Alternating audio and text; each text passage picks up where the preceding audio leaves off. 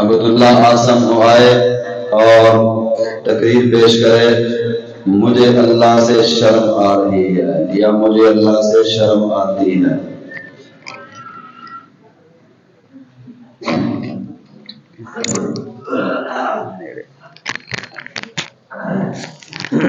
السلام علیکم ورحمۃ اللہ وبرکاتہ۔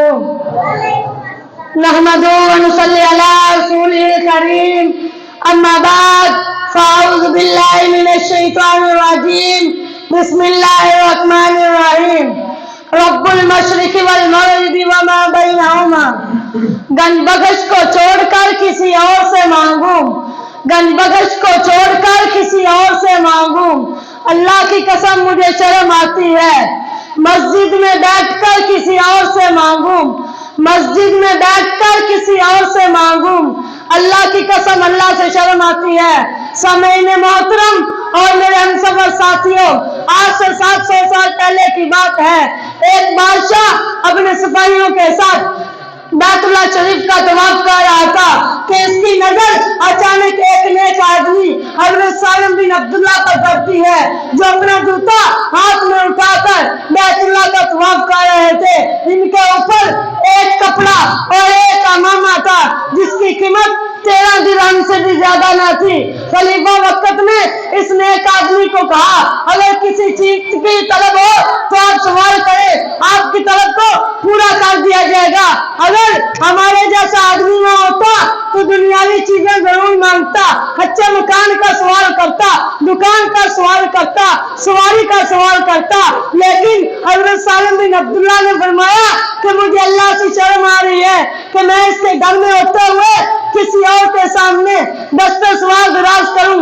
یہ بات سن کر خلیفہ کو غصہ آیا اور اس کے چہرے کا رنگ سرخ ہو گیا اور یہ جواب سن کر اپنی بے عزتی محسوس کی۔ لیکن جب حضرت سالم بن عبداللہ جب حرم سے باہر نکلے تو یہ خلیفہ ان کے سامنے آ کر کھڑا ہو گیا اور کہا کہ اب تو آپ بیت اللہ سے باہر ہیں، کوئی سوال کرے میں حاضر ہوں۔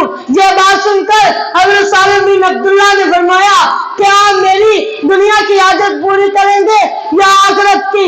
یہ بات سن کر بادشاہ نے کہا، بادشاہ نے جواب دیا، بادشاہ نے کہا میں آخرت کی حاجت پوری کر سکتا ہوں۔